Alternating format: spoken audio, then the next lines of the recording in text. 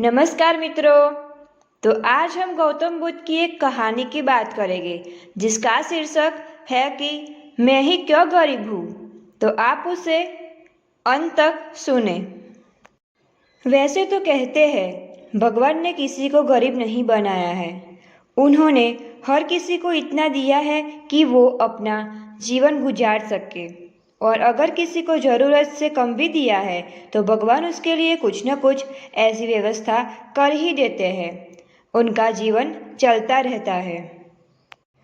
हम अक्सर दूसरों की अमीरी देखकर अपनी अमीरी और गरीबी का अंदाज़ा लगाते हैं। यदि हमारे पास 10 रुपये हो और सामने वाले के पास 100, तो हम अपनी नज़रों में गरीब हो जाते हैं और सामने वाला अमीर हो जाता है। हम यह नहीं सोचते कि एक व्यक्ति कितनी मेहनत से रुपये कमाता है, 100 काम कर रहा है, उसकी ज़रूरत क्या है। हम तो बस दूसरे की दौलत देखते हैं और अपनी राय बना लेते हैं। गौतम बुद्ध की आज की प्रेरणादायक कहानी के माध्यम से आप जानेंगे कि भगवान बुद्ध के अनुसार कौन धनवान और कौन धनवान व्यक्ति है। साथ ही आप यह समझ जाएंगे कि गौतम बुद्ध हर व्यक्ति को अमीर क्यों कहते हैं।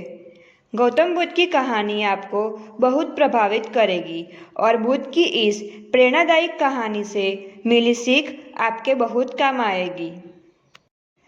एक बार की बात है, ऐसा हुआ, एक राज्य के राजा ने गौतम बुद्ध को कुछ दिनों के लिए अपने राज्य में आने का निमंत्रण दिया। बुद्ध ने उस राजा का निमंत्रण स्वीकार कर लिया और अपने कुछ शिष्यों के साथ उस राज्य में चले गए। राजा ने बुद्ध से मुलाकात की और उनसे कुछ दिन वहां रहकर अपने राज्य के लोगों की समस्याओं का समाधान करने और उन्हें धार्मिक मार्ग पर चलने की शिक्षा देने का अनुरोध किया। बुद्ध ने राजा की बात मान ली और इस राज्य में 3 दिनों के लिए एक धार्मिक परिषद आयोजित करने का निर्णय लिया। गौतम बुद्ध के आगमन की खबर पूरे राज्य में फैल गई और धार्मिक सभा के पहले ही दिन बहुत से लोग आए। उसी राज्य के चौराहे पर एक भिखारी बैठा रहता था। उसे भी गौतम बुद्ध के आने की खबर थी, लेकिन वह सोचने लगा कि धर्म सभा में जाकर और यहाँ बैठकर उसे क्या मिलेगा। जैसे जैसे लोग आएंगे वे मुझे भिक्षा में कुछ न कुछ अवश्य देंगे। पहले दिन कई लोग आए और इस भिखारी ने अच्छी खासी कमाई कर ली। अगले दिन फिर वही क्रम जारी रहा।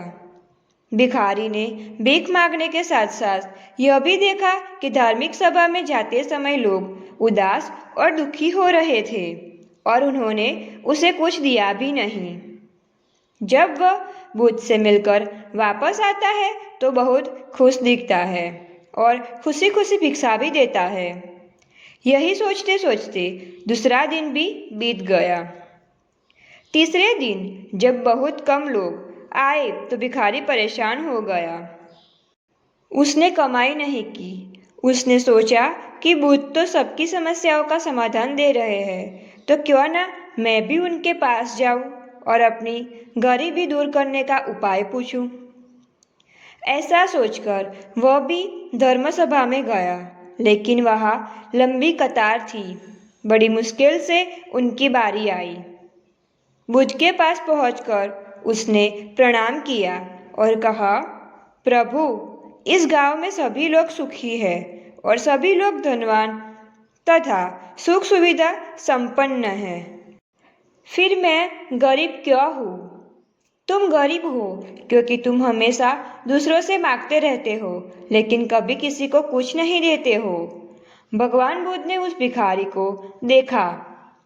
आपको लगता है कि लोग तुम्हें भीख में बहुत सारा धन देंगे, लेकिन आप किसी को बदले में कुछ भी नहीं देना चाहेंगे। यह सुनकर भिखारी बड़े आश्चर्य से बोला, हे प्रभु, क्या मैं लोगों को कुछ दूंगा? मैं भीख मांगकर ही गुजारा करता हूँ। मेरे पास देने को आखिर है क्या? बुद्ध कुछ देर के लिए चुप हो गए और कुछ देर रुककर बोले, तुम बहुत मूर्ख हो। भगवान ने तुम्हें और हम सभी को किसी को देने या दूसरों के साथ बांटने के लिए बहुत कुछ दिया है।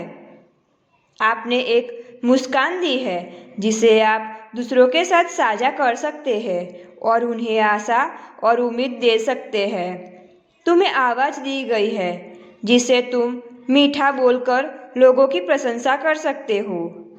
तुम्हें दो हाथ दिए गए हैं जिसे तुम दूसरों की मदद कर सकते हो। तुम्हें एक स्वच्छ शरीर दिया है जिसे तुम भीख मांगने के बजाय कड़ी मेहनत कर सकते हो। जिस व्यक्ति को भगवान ने बिना किसी कमी के ये चीज़ें दी है वह कभी गरीब नहीं हो सकता। आप सिर्फ अपनी सोच के कारण गरीब है। जैसे ही आप इस सोच से बाहर निकलेंगे आप खुद को दूसरों की तरह अमीर समझने लगेंगे और आपकी ज़िंदगी भी बेहतर हो जाएगी। दूसरों की खुशी देखकर अपनी तुलना दूसरों से न करें। भगवान ने सभी को अमीर बनाया है, बस ज़रूरत है तो अपनी सोच सुधारने की। भगवान बुद्ध की बातें सुनकर मनुष्य को अपने जीवन का मूल्य समझ में आया और वह उनके द्वारा दी गई शिक्षाओं के अनुसार अपना जीवन जीने लगा।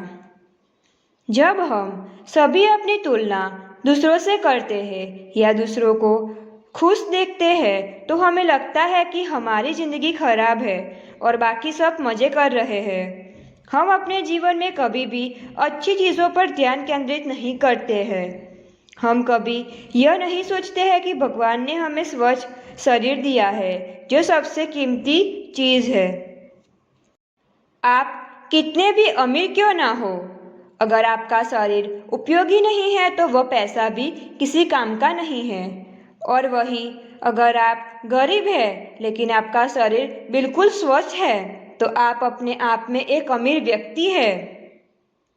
इस कहानी से हमें यह सीख मिलती है कि अमीरी को पैसे से नहीं तोला जा सकता है, वो तो हमारे स्वच्छ शरीर से आती है।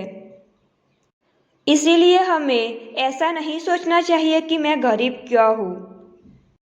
और ऐसे ही वीडियो देखने के लिए हमारी चैनल को लाइक, शेयर और सब्सक्राइब कीजिए।